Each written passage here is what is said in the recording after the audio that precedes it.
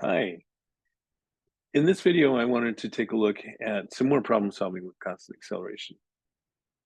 It turns out that constant acceleration is actually pretty hard to observe.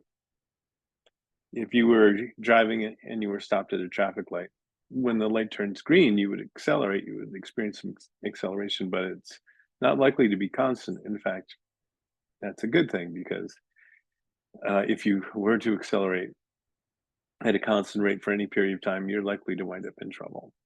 Period. Well, so The um, the classic case of constant acceleration here on Earth is the acceleration caused by gravity or free fall. So that's where we're going to start today. I'm going to take a look at a problem. So I'm going to switch over to my document camera. And there we go. Here's a clip problem. A ball is dropped from a window and takes 6 seconds to hit the ground. From what height was the ball dropped? Classic. So I'm going to share my screen and we'll take a look at some of our notes.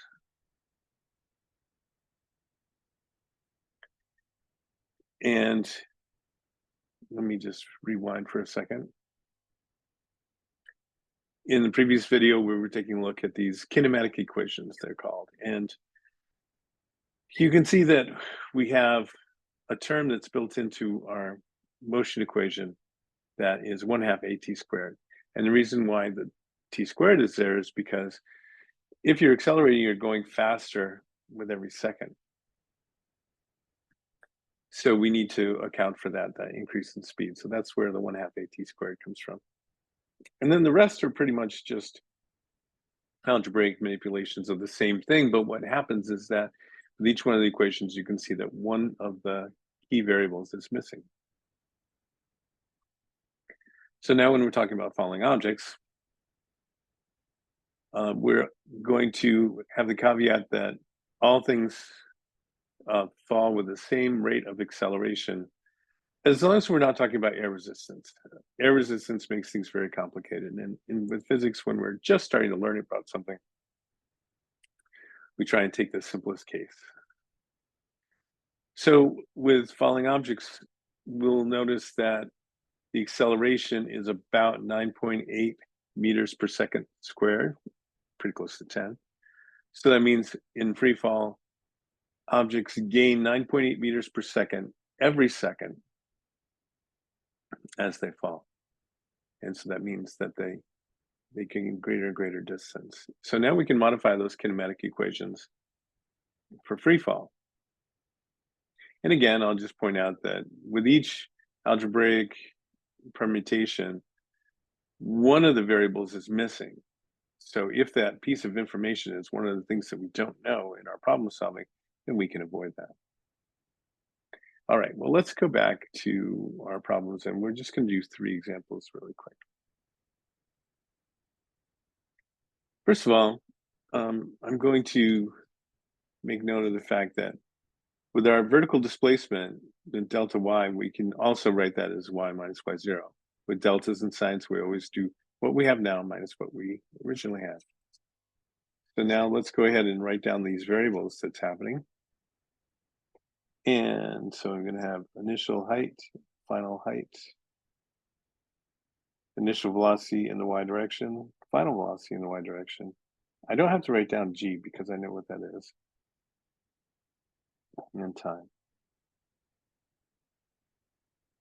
Now, if we're going to sketch the motion, and here's my cliff, and my object is just going to fall like this, or it's not really a cliff, it's a window, but same thing. And then if I was going to sketch the position versus time, then I would expect to see half of an upside down parabola.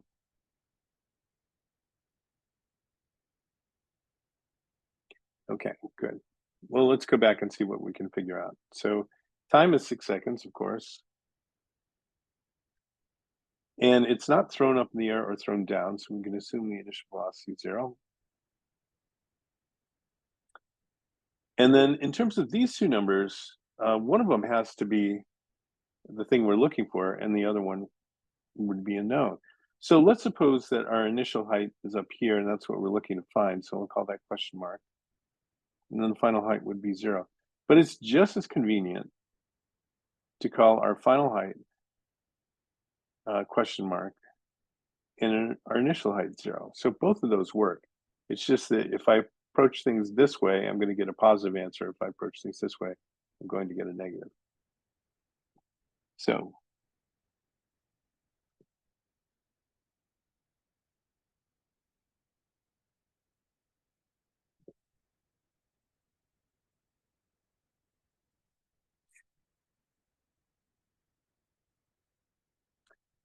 that's a good place to start. Notice the minus sign is here. So when I stick in for gravity, I don't have to write negative 9.8. I'm just going to put 9.8 there.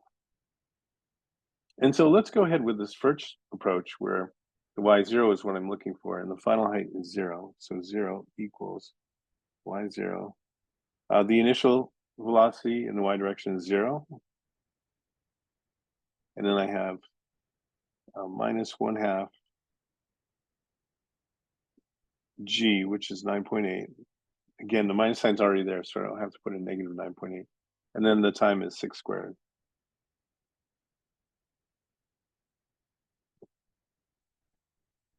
And this doesn't take too long. So I'm going to get a negative answer, but I put it over on the other side of the equation to get a positive. And so this is now 4.9 times 36, which is a pretty high building. So about 176 meters. My calculator said 176.4, but I don't really need to go into that much detail. All right, so that's example number 1. Let's slide over and take a look at example number 2, which I would call a throw-a problem. A ball is thrown vertically with a speed of 30 meters per second. How high does it go, and how much time elapses before it hits the ground? So this is actually 2 problems in one. So the how high it goes part is actually, okay, let's suppose we do our stick figure diagram and we throw a ball and the ball goes do, do, do, do, do, do, do, do, do, do. But we could break this up into a going up part and a going down. And then there's the whole thing. So I'll do 2 distance and time graphs, or we'll say y versus time.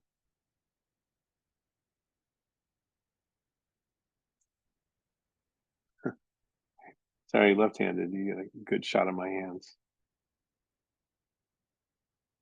And so for going up, we would see this kind of, once again, half an upside down parabola.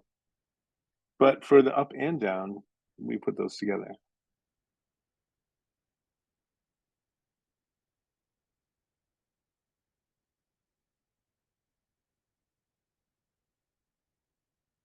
Right, so I really have 2 problems here. The how high does it go is just about going up.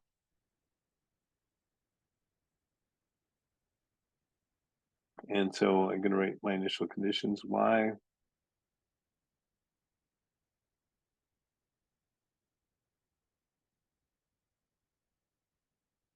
Whoops, I forgot a y in there. And then we have up and down.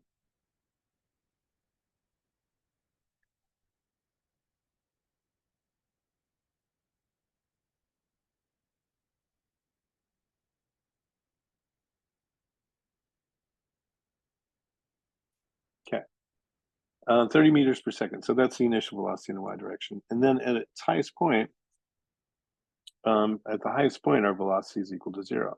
So the final y is going to be 0 meters per second. I don't know the time. I know the initial height is 0, and I don't know the height. And that's what I'm looking for. How high does it go? So my job is to find y without t.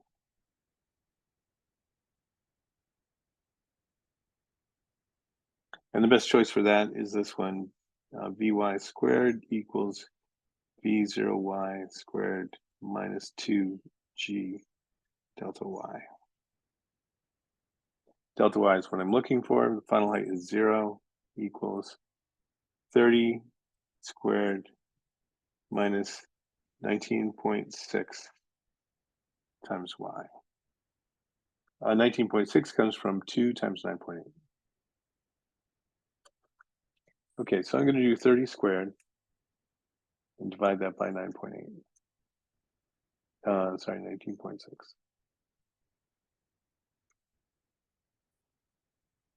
And I get about 45.9.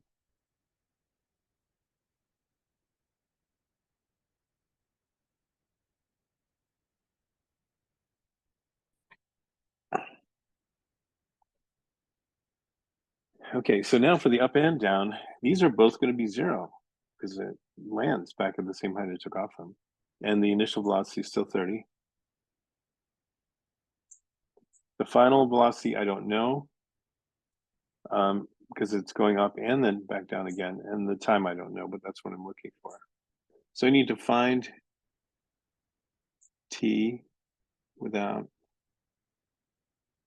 the final velocity. And that's pretty straightforward. We can use this equation, y equals y0 plus v0 yt minus 1/2 gt squared.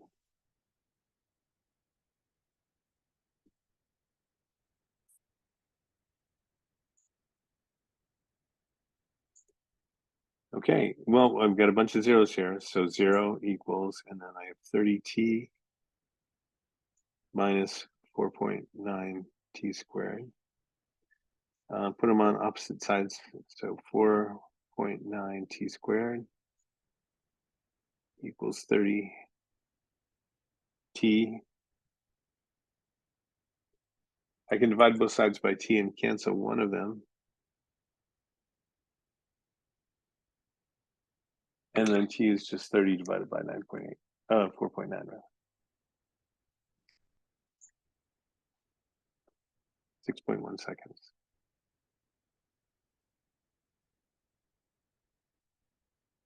Okay, I'll pause and let you just kind of ponder that for a second. I know I keep covering it up with my hand, but like I said, I've been trying out being left-handed this month, and it's been pretty good.